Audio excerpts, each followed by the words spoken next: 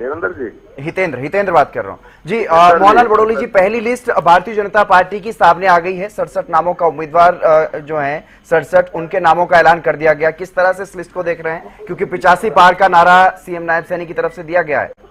जी हितेंद्र जी, मैं आपके चैनल के माध्यम से अपने राष्ट्रीय अध्यक्ष जगत प्रकाश नड्डा जी, देश के लोकप्रिय प्रधानमंत्री नरेंद्र मोदी जी, देश के गृह मंत्री अमित शाह जी का और पूरी केंद्रीय चुनाव समिति के सभी सदस्यों का बहुत बहुत धन्यवाद करता हूं कि एक अच्छी सूची, बढ़िया सूची और 67 उम्मीदवारों की सूची जारी की है। इसके लिए बहुत बहुत आभार प्रकट करता हूं और सभी 67 उम्मीदवारों को जीत की बधाई, शुभकामना देता हूं कि इस विधानसभा चुनाव में हमारे देश का, प्रदेश का नेतृत्व करने का काम करेंगे। जी, हमारी एडिटर इन चीफ प्रतिमा दत्ता भी हमारे साथ लगातार बनी हुई हैं, वो भी आपसे सवाल पूछेंगे।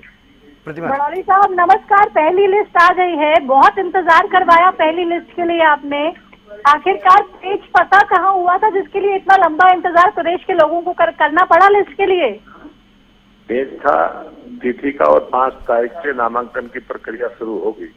इससे पहले हमने 67 उम्मीदवारों की लंबी सूची जारी की है और ये प्रक्रिया, उम्मीदवारों के चयन की प्रक्रिया बड़ी कठिन है और लंबी होती है। हमारे राष्ट्रीय नेतृत्व ने सभी चीजों पर विचार करते हुए, सभी वर्गों का ध्यान रखते हुए, सभी का सम्मान करते हुए सभी को इस सूची में शामिल किया है, सभी को स्थान दिया है और सभी प्रकार की संभावनाओं पर काम करते हुए एक बहुत बढ़िया सूची जारी की है, जिससे इस विधानसभा चुनाव में भारतीय जनता पार्टी बड़े मैंडेट के साथ जीत हासिल करेगी और हरियाणा प्रदेश के तीसरी बार मुख्यमंत्री के रूप में सैनी जी हमारे मुख्यमंत्री की शपथ लेंगे।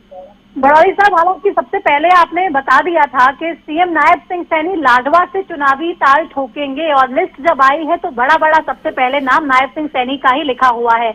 आगे के कार्यक्रम किस तरीके से रहने वाले हैं? कल से नॉमिनेशन शुरू है, तो क्या प्लान है? कौन से नेता आपके कल नॉमिनेशन फाइल करने जा रहे हैं? इसको लेकर क्या कोई प्लानिंग हुई है अभी तक?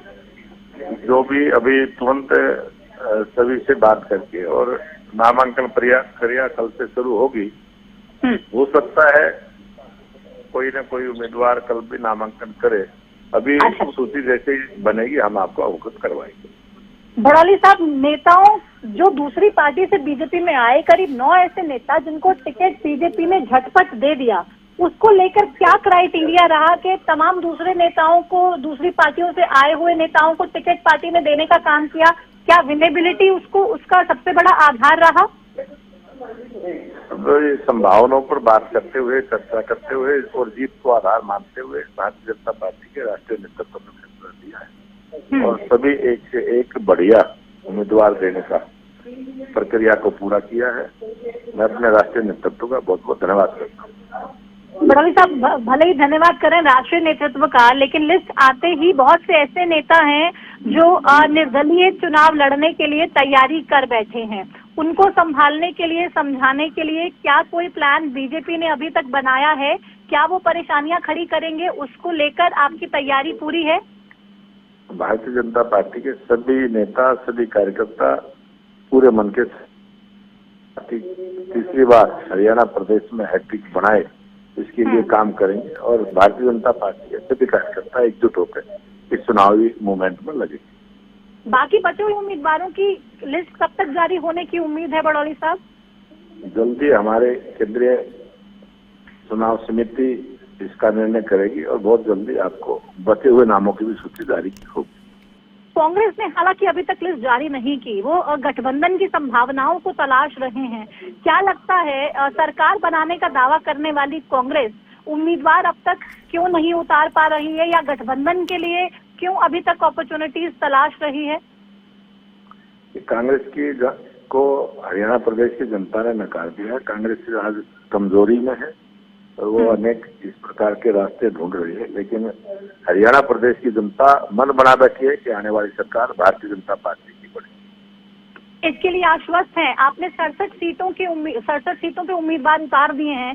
बड़ौली साहब, क्या लगता है इसमें से कितने लोग ऐसे हैं जो जीत के चंडीगढ़ पहुंचने का काम करेंगे? जो लिस्ट हमने जारी की है, स्पष्ट बहुमत की सरकार इन्हीं इसी लिस्ट में से बनेंगे और जो बाकी बचे हुए हैं वो एक्स्ट्रा होंगे और बहुत बड़े मैंडेट के साथ भारतीय जनता पार्टी की सरकार हरियाणा प्रदेश में बनेगी। नारी शक्ति वंदन अधिनियम आप लोग लेकर आए, इस लिस्ट में 67 में से महज 8 उम्मीदवार जो हैं वो महिला हैं। अगली लिस्ट में क्या महिलाओं को और तरजीह देने की कोशिश करेगी क्या पार्टी? जरूर जरूर जरूर, महिलाओं को पूरा सम्मान हमारी पार्टी ने दिया है और इस सूची में भी दिया है और आगे आने वाली सूची में महिलाओं को पूरा स्थान। मोहनलाल जी निर्दलीय, रंजीत सिंह चौटाला मंत्री रहे, टिकट नहीं दिया पार्टी ने। पृथला से नैनपाल रावत समर्थन लगातार सरकार को दिए रहे, टिकट के लिए आश्वस्त थे, टिकट आप लोगों ने काट दी।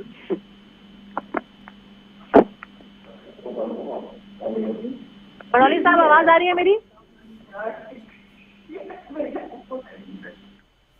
मोहनलाल बड़ौली जी सुन पा रहे हैं मुझे? चलिए, मोहनलाल बड़ौली से हमने बात की है। प्रतिमा, देखिए बहुत शुक्रिया बड़ौली जी, आप हमारे साथ जुड़े और तमाम बातचीत आपने की है। जीत को लेकर आश्वस्त